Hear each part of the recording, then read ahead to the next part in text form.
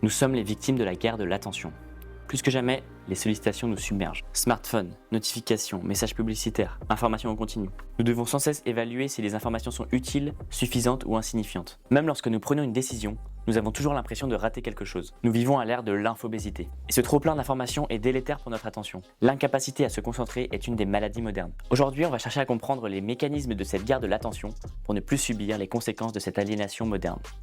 Quand les faiblesses de votre cerveau deviennent une opportunité économique. 15 000 messages publicitaires. C'est ce que nous affrontons chaque jour. Heureusement, la majorité de ces informations n'est pas traitée par notre cerveau. Cela provoquerait une angoisse et une paralysie totale. Pour économiser de l'énergie, notre cerveau fait le tri dans les informations disponibles et il utilise des raccourcis. La majorité de nos décisions sont prises en pilote automatique. Le cerveau s'appuie sur nos expériences passées pour agir de manière automatique et ainsi économiser de l'énergie. Mais ces raccourcis peuvent affecter notre jugement.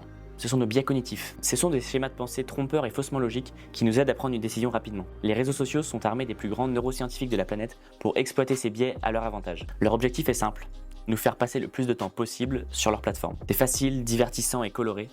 Notre cerveau raffole de ces distractions instantanées et cherche à y retourner de manière compulsive. En nous rendant sur Instagram, on active le circuit de la récompense et on reçoit un shot de dopamine. Le cerveau mémorise donc l'information suivante, scroller fait du bien. Mais il s'agit là de dopamine bon marché, qui nous procure des plaisirs illusoires et peut nous pousser à l'inaction. Bien sûr, à petite dose, ça peut être un divertissement comme un autre, mais il faut être conscient de son potentiel addictif, car succomber à ses désirs de l'instant s'avère souvent destructeur à long terme. La guerre de l'attention est donc bien ancrée dans son époque, c'est une course au toujours plus. Plus le temps passe et plus les techniques sont agressives. Les plateformes font la promotion de contenus toujours plus courts et divertissants. Cette tendance affecte nos capacités cognitives, notre capacité d'attention, de concentration et notre mémoire, notre santé mentale.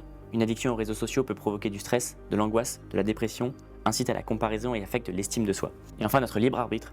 Les contenus proposés nous confortent dans nos certitudes et radicalisent nos modes de pensée. Nous perdons peu à peu notre capacité à être ouverts à la diversité d'opinions, à débattre et à trouver des compromis constructifs. Dans 50 ans, on risque de devenir une société complètement dépressive parce qu'elle s'est coupée de la possibilité de satisfaction plus profonde. Lorsque l'on reste coincé au niveau du superficiel pour stimuler le système de récompense, il y a une perte de sens.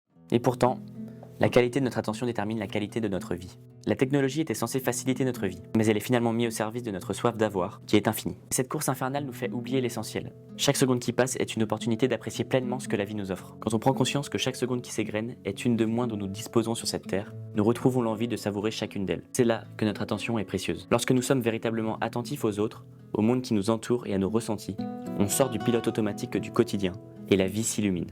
En fait, notre attention détermine notre capacité à vivre le moment présent. Apprécier les petits bonheurs simples. Un plat succulent, un soleil qui réchauffe la peau, un paysage à couper le souffle. Toutes ces petites choses sont des sources de bonheur, à condition d'y porter vraiment attention. L'intention comme rempart à la perte de l'attention. Voici 3 conseils pour reprendre le contrôle de son attention.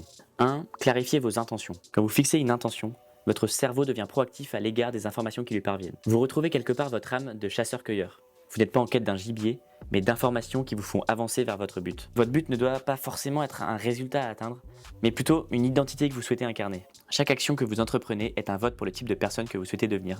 3 pistes d'action pour établir vos intentions. Définissez la personne que vous souhaitez devenir. Déduisez-en des objectifs annuels, mensuels, quotidiens. Et planifiez votre journée à l'avance. 2. Modelez votre environnement. Nous devenons le produit de l'environnement dans lequel nous vivons. Les signaux visuels sont les plus grands déclencheurs de nos comportements. La télécommande à côté du canapé, le smartphone dans la poche par exemple. Ces actions sont parfois tellement habituelles que nous les réalisons de manière inconsciente, par réflexe. C'est pourquoi un petit changement dans ce que vous voyez peut entraîner un grand changement dans ce que vous faites. 3 pistes d'action pour modeler votre environnement.